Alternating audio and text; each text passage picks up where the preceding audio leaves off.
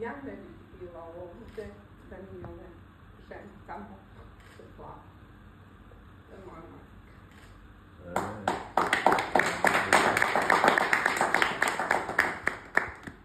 Kada sam bila mala, nije imala slobodne škole, zato sam ja uspela da sada u ovim godinama pohađam akademiju za talent coaching, a to je znači podrška talentovanima, to je umetnicima da razviju svoj potencijal.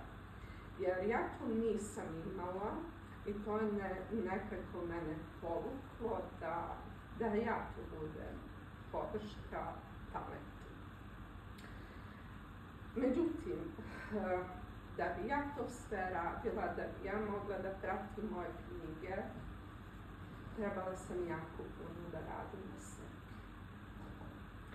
Katarina, ovdje prisutna, zna kako sam započela i kada sam započela i kakva sam tada bila, jer ona je čitala moju prvu knjigu i u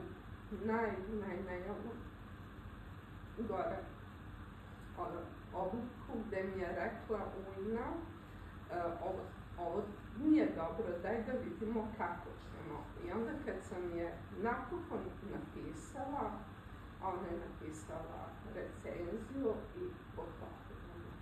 I drago mi je da je uspela da odvoji vremena i da danas bude uspjena.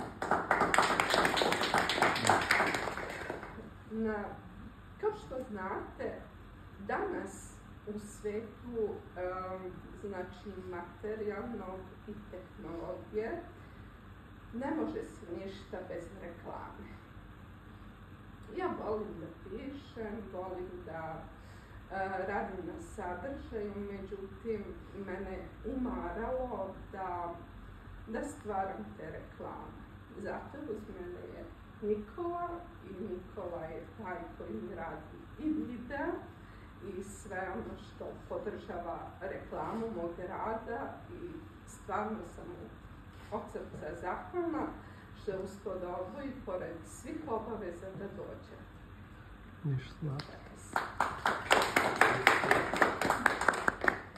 Ništa manje vredno u mom životu je moja najbolja drugarica Mira, koja će sada ustane. Znamo se 40 godina. I ona mi je za ovu knjigu napisala recenziju, koju će... Ja ne vidim da pročitam. Vrlo rado dati da pročitam. Sve je spremila. Samo ti čitam. Ovo, nema ovo bolje.